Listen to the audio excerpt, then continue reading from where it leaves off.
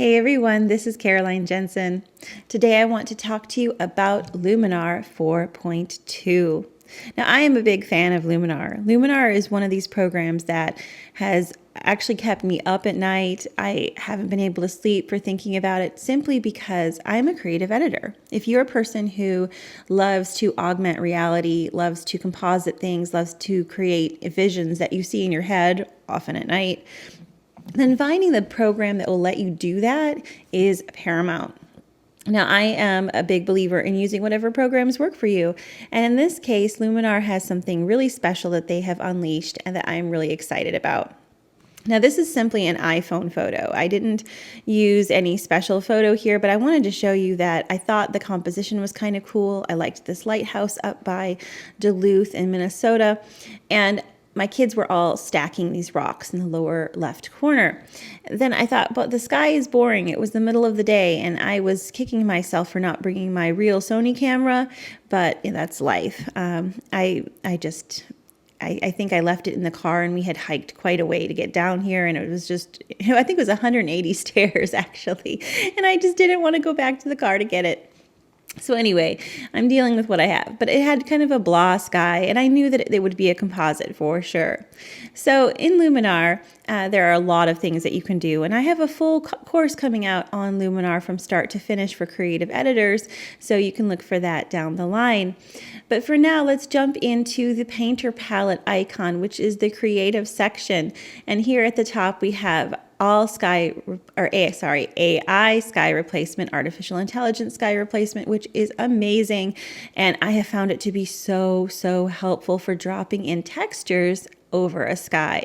You can add in clouds, you can add in skies that you have photographed, but you can also add in textures that you have made or purchased. So it is an integral part of my workflow.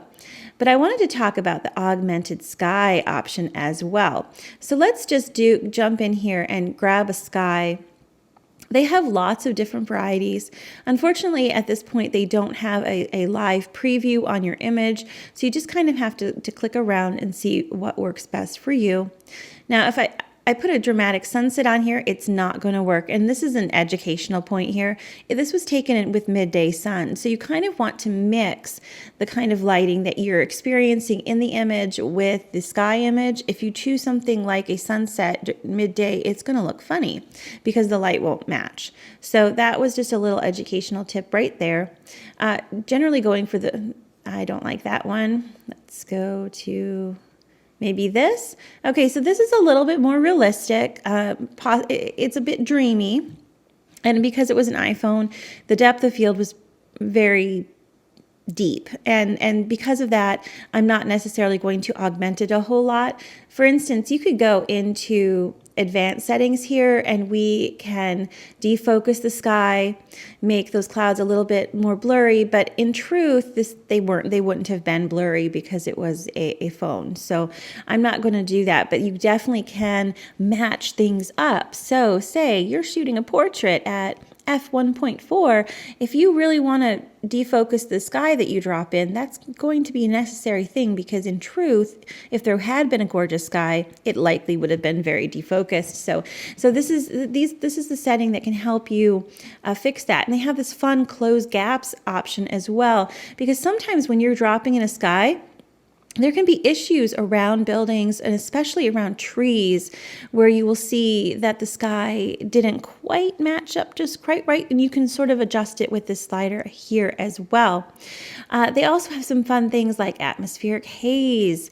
They have sky temperature. Let's just let that run. It takes a little bit for it to show up because of the artificial intelligence at work. But you can adjust the exposure separately, and it's just really neat how they've made this work for people. But I don't want to focus on that too much right now. But just to know there is a lot of options. There are a lot of options available to you. You can flip the sky. Maybe you want the clouds to be the other way. You can take your pick. Now, because the sun is coming from this direction and there's some pretty harsh sun here, I actually think that flipping the sky is more realistic, being that there's a big shadow over here. So this suits the scene better. Always follow the light. But I'm going to close this out now. Oops. And we are going to go into the next one, which is Augmented Sky. Now, Augmented Sky isn't just clouds. This gives you a bunch of options that are movable. So while the previous version or the previous AI adjustment, it gives you the option of dropping in an entire sky, the Augmented Sky gives you the option of moving bits and pieces around. So we have birds, an aurora, a balloon. Let's try that one. Now, this is kind of funny, of course. It's not necessarily very realistic for this scene, but look how awesome it is when it put that in there. We can hit place object, and then we have a little hand tool that moves around. And we can turn it, we can adjust its size. I think I might have made it a little bit crooked. But is that not the most fun thing ever? It's just really, really fun. Now, if you want to add more than one option, so let's say you wanted to do a balloon and then you wanted to add something else to the sky, maybe a planet or a mountain or a moon. If you're going to do more than one, then you're going to have to add another layer, because this is an object that is currently residing on this image on the current layer. And if you choose something else, it's going to overwrite it. So we have to go up here and add a layer, and you're going to want to create a new stamped layer, because that takes what you have here, copies it, and puts it on top. So we're going to create a new stamped layer. And what it's doing is putting that balloon into the scene. And incidentally, you can add your own PNG objects. So if you're a person who has a library of things that you have cut out and put on a transparent background, you absolutely can do that. And then you're not limited to your own things. You can load a custom image, which is located down here. So keep that in mind. You're not limited to what they have here, because those can get a little redundant. But if you're a person who has a vast library of cutout objects that you've created for composites in days gone by, you can definitely integrate those here. All right, so let's choose another object. Let's go. Now, it's midday, so I'm trying to find something that is realistic. So maybe a rainbow. Let's try a rainbow. When we hit the rainbow, I kind of want it to go the other way. So let's go to advanced settings. And I think that this one, let's go place object. I mean, I can go this direction. I don't know. I'm not sure if I like that one as much. You can edit the mask, always edit the mask. That's very handy. The lovely thing with Luminar is that you don't have any frustration with masking. If you add an adjustment, you can paint it off areas that you don't like, or paint it on. In this case, it doesn't give me a flip option in the advanced settings. So let's go to Rainbow 2. I like that one better. So we'll just have a rainbow coming out of our balloon. We can do that, right?